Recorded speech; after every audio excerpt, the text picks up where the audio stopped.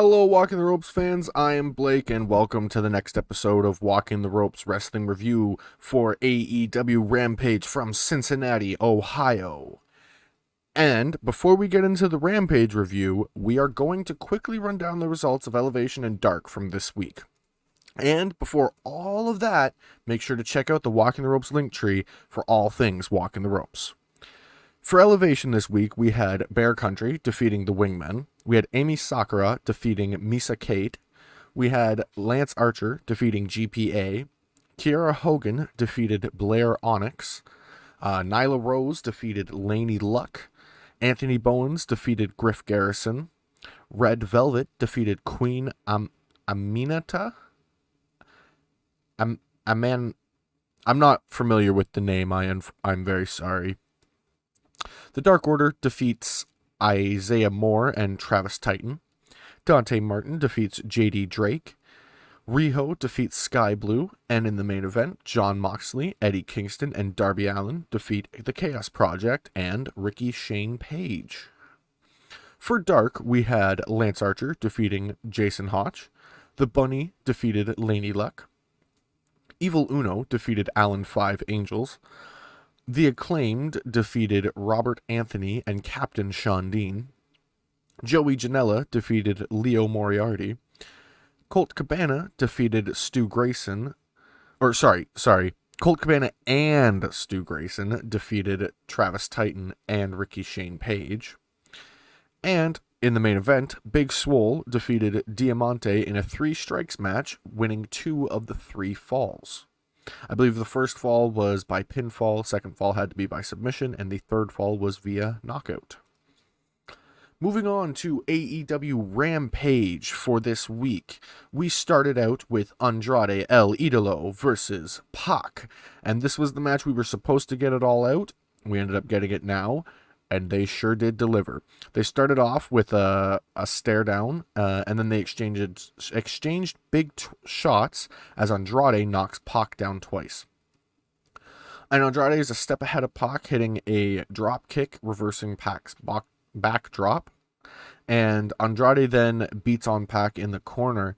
Pac does start to come back. He hits a big arm drag, followed by a Hurricane Rana and a Tope Con Hilo to the outside, and Pac then tosses Andrade into the barricades, and during this time, Andrade notices he had hit a kid with the barricade, and just quickly glanced up to make sure the kid was okay. I like seeing little details like this. It's similar to like when when Randy Orton has done stuff like that, and Triple H has done the same thing. I enjoy seeing little touches like that. Back in the ring, though, Pac sends Andrade into the corner, and then Pac kicks Andrade as they break a lockup, and Andrade then returns the favor with a DDT on the apron, dumping Pac to the outside. Andrade then hits a corkscrew plancha and sends Pac back inside for a near fall. He then sets Pac up and goes to superplex him, but Pac fights out, and Andrade puts him into the Tree of Woe. Instead of inside of the ring, it's going outside of the ring. And he then hits a double stomp onto Pac. And we then get back in the ring, and Pac sets up in the ropes and takes him down and hits a springboard split leg moonsault for a near fall. Andrade then sets Pac up on the top rope and gets him in the electric chair position, but Pac hits an avalanche Hurricane Rana instead, and he follows it up with a big pump kick, and Andrade follows him, trying to get the edge, but he eats a thrust kick. They then exchange shots on the apron, and Pac goes for a sunset flip powerbomb to the outside, but Andrade flips out and hits Pac hits a super kick on the outside instead, and goes to the top rope. Andrade then trips Pac up and puts him back in the Tree of Woe again the same sort of way. This time, Pac moves out of the way and hits a moonsault to the outside. Pac then sends Andrade back in the ring and hits a 450 splash from the top rope for a near fall as Andrade gets his hands on the rope. Pac then goes to the top rope again, and Andrade runs at him, and Pac moves. And Andrade then hits a handspring Pele kick and goes for a double underhook DDT, but Pac backs him into the corner and hits a snap German suplex and a belly-to-belly into the corner. And then Pac goes for a springboard, but Andrade catches him, and Pac flips to a pin. And then switches that to the brutalizer, where Jose, one of Andrade's men, grabs out a taser and starts waving it on the apron to distract the ref, and the Lucha Brothers make their way out and take him out. During this time, Chavo then takes out Pac with the tablet that Jose usually carries, and Andrade pins Pac for the win. Andrade El Idolo defeats Pac. For my Malteser scale, I gave it a 3.75 out of 5 because it was a very solid match through and through, but I don't see this as being the finish to this series. I think we are due for another match probably at the Arthur Ashe Stadium later this month. Yes, I don't see this as a finish to this storyline at all. After the match, Jose tells Andrade what Chavo did, and Andrade takes out Chavo, and the Lucha Brothers super kick him and send him back into the ring, where Pac locks in the brutalizer. Sting and Darby then respond to Tully Blanchard's comments from Wednesday night, and Darby says that Shawn is nothing without Tully, and Sting talks about Tully, saying that Tully rode coattails his whole career.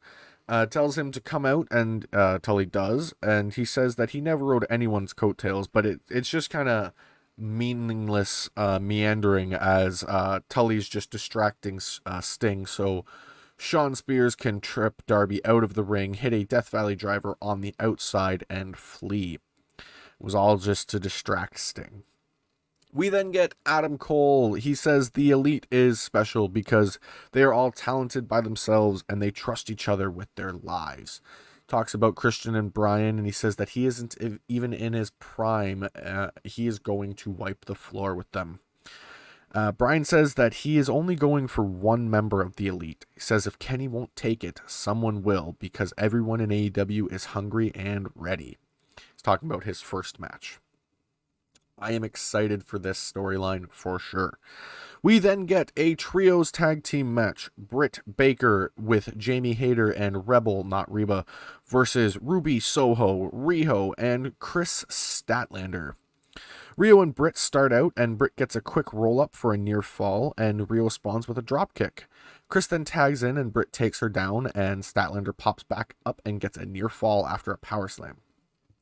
Rio and Rebel then tag in, and Chris and Rio double team Rebel with some big kicks as Rio's on Chris's back. Jamie then comes in, and Rio hits a 619 for a near fall. Rio then hits the ropes, and Rebel kicks her, and Jamie takes control from there. Jamie then sends Rio into the corner and beats on her. Rio does start to come back here, tosses Jamie into Rio's corner, and Rio fights her way to the tag because Jamie started to come back. Ruby then comes in and kicks Jamie and drops her on her head with a leg sweep. Chris and Ruby then double team Jamie, but she fights out and hits a backbreaker on Chris for a near fall. Rebel and Jamie then go for a double team on Chris, but she overpowers them and hits a double suplex and takes out Jamie. Chris then rolls up Rebel for a near fall, broken up by Britt, and then hits a thrust kick. Chris then follows it up with a Falcon Arrow, and Rio gets on her shoulders, and Rebel takes the hit for Britt, and then Rio dives to the outside as Ruby hits the Pele kick for the win.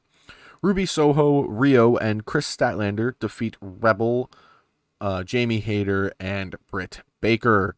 For my Malteser scale, I gave it a 3.5 out of 5. It was a solid match, but again, this is just going to be a stepping stone for the Ruby Soho versus Britt Baker storyline that's continuing on. We then get Mark Henry interviewing the main event contenders, and Max says that Bryan isn't that great, and he says that he's going to beat Bryan tonight to prove it. Pillman says that he will out-wrestle Max, and he has the home field advantage tonight. We then get our main event of the evening, Max Caster with Anthony Bowens versus Brian Pillman Jr. And right from the get-go, Bryan jumps Max and hits some big chops. Pillman then hits a big drop kick through the ropes to the outside and sends Max back in the ring. Pillman then goes for a springboard outside, but Bowens stops him as the ref is distracted. Max then hits Pillman back in the ring and beats on him. Sends Pillman back in the ring, my bad. Pillman then starts to come back, but Max hits a big knee for a near fall, and Caster hits a big backdrop after Owens distracted Pillman again. Bowens then beats on Pillman outside the ring as the ref distracted by Max, and Max just continues to wear down on Pillman with a headlock, sends him into the corner where Pillman gets his knees up and starts to come back, and he hits a big clothesline. He starts to roll here, staying right on top of Max, beating on him in the corner, and Pillman goes up to the top as well. Bowens then tries to stop Pillman, and he does long enough for Max to stop Pillman from the top rope, and Pillman then pushes Max off the top. He goes for the dive, but he does it to Bowens on the outside. Caster then stops Pillman from getting back in the ring, tosses him in the ring, goes for a big elbow drop, which I believe they call the mic drop, but Pillman moves and hits a springboard clothesline for the win. Brian Pillman Jr. defeats Max Caster. For my Malteser scale, I gave this a 4 out of 5. It was really solid. It was great to see two of AEW's youngest guys in the main event of Rampage. Super excited to see where they go for the rest of their careers. After the match, the Acclaimed beat on Pillman, and Jon Moxley comes out to make the save as the hometown boys celebrate as Rampage goes off the air. For my overall, I gave this a 3.5 out of 5. It was a solid night, but again, we are coming off of All Out. It was not going to be a big blowing the roof off the building sort of thing. It was going to be a solid show through and through, but nothing insane. We are building for the Arthur Ashe Stadium's show. For my match of the night, I gave it to Pac versus Andrade. They did fantastic, and it was well worth the wait. The segment of the night goes to Sting and Darby, addressing Tully Blanchard. I feel like that is going to go really interestingly for the future here. Again, probably going to be another Arthur Ashe Stadium match made here. But yeah, for my performer of the night, it is going to Brian Pillman Jr. He definitely made his dad proud tonight in the main event, and I am just so happy that AEW is giving him a chance. It's good to see him out there doing exactly what his dad wanted him to do. And unfortunately, that is all for this episode of Walking the Ropes Wrestling Review. Thank you all for dropping in. If you did enjoy, make sure to like, subscribe, and hit the bell icon to get notifications whenever we upload a video. And I'll see you in the next one.